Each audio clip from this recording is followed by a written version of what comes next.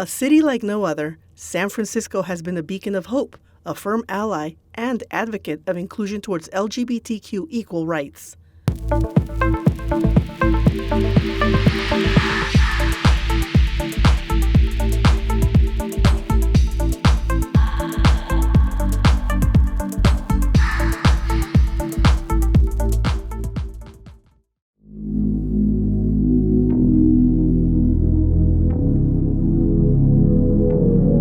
Known as the gay capital of America, San Francisco has been at the forefront, fighting for gay civil rights for decades, becoming a bedrock of many historical firsts.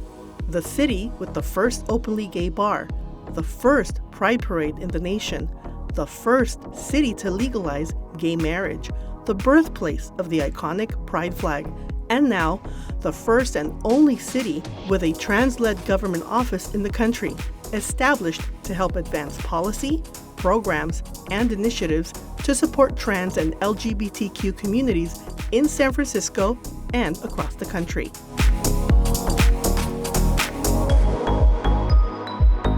We've created an opportunity to have a seat at the table where trans folks can be a part of city government, create pathways to stronger professional development, and create more civic engagement through our Trans Advisory Committee, which advises both our office and the mayor's office. We've also worked to really address where there's gaps across services to see where we can address things like housing and homelessness, low income, access to small businesses, employment, and education.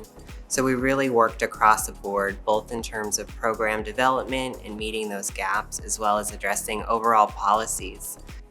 Among their priorities, the Office of Transgender Initiatives also works locally to track anti-LGBTQ legislation in the United States. Across the country, we've seen attacks against LGBT and trans community members, especially our young trans kids and students. So we do a lot of work to make sure that we're addressing and naming those anti-trans policies and doing what we can to combat them. Trans and gender nonconforming communities often have not been included at the policy tables at really any level, whether that's at local government, at state government.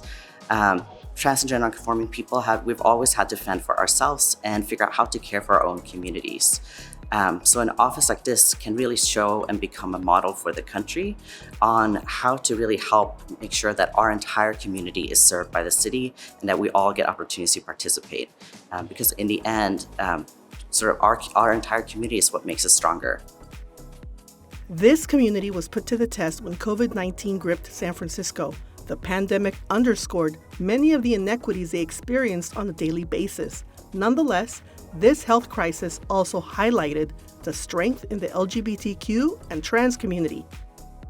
Several of our team members were deployed as part of the work at the COVID Command Center, and they did so much incredible work there, both in terms of navigation to the shelter-in-place hotels for homeless and marginally housed residents, to other team members who led equity and LGBT inclusion work to make sure that we had pop-up testing and information sites across the city, as well as making sure that data collection was happening. We had statewide legislation that required that we collected information on sexual orientation, and our team worked so closely with DPH to make sure that those questions were included both at testing sites, but also throughout the whole network of care.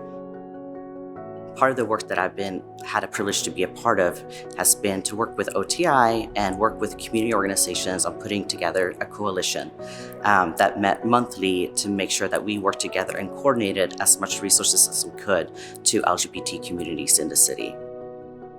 Partnering with community organizations is key to the success of this office, ensuring LGBTQ and gender nonconforming people have access to a wide range of services and places to go where they will be respected.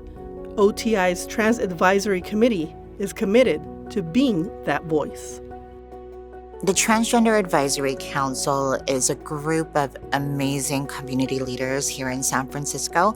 I think we all come from all walks of life, very diverse, different backgrounds, different expertises, and I think it's just an amazing group of people that have a vision to make San Francisco a true liberated city for transgender folks. Being a part of the TAC has, allowed us to provide more information from what's happening on the ground.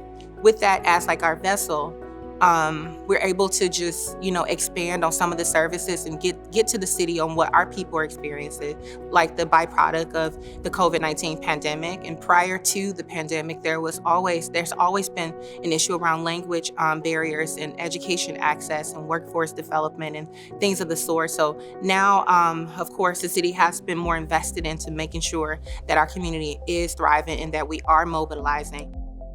All of the Board of Supervisors, along with Mayor London Breed, know that, there's still a lot to be done. And like I said before, I'm just so happy to live in a city where they see trans folks and recognize us as human beings and know that we deserve to live with dignity and respect just like everybody else. Being part of Office of Transgender Initiatives has been just a great privilege for me, and I feel so lucky to have been able to serve for it so far for over 3 years. It's the only office of its kind, and I think it's a big opportunity for us to really show the country or the world about the things that we can do when we really do put a focus on transgender issues and transgender communities, and when you put transgender people in leadership positions. Thank you, Claire. And I just want to say to Claire Farley, who is the leader of the Office of Transgender Initiatives, she has really taken that role to a whole nother level and is currently a Grand Marshal for this year's SF Pride. So congratulations, Claire. My dream for the Office of Trans Initiatives is to really look at where we want San Francisco to be in the future. How can we have a place where we have trans liberation, equality, and inclusion, and equity across San Francisco? And so when I look 5 years from now, 10 years from now, I want us to make sure that we're continuing to lead the country and being the best that we can be.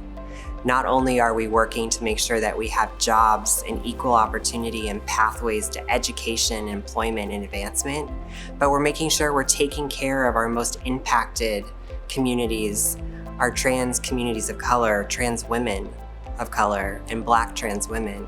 That we're working to make sure that we're addressing the barriers to access to healthcare and mental health services, and that we're supporting our seniors who have done the work and really need to be able to age in place and have access to the services and resources they deserve.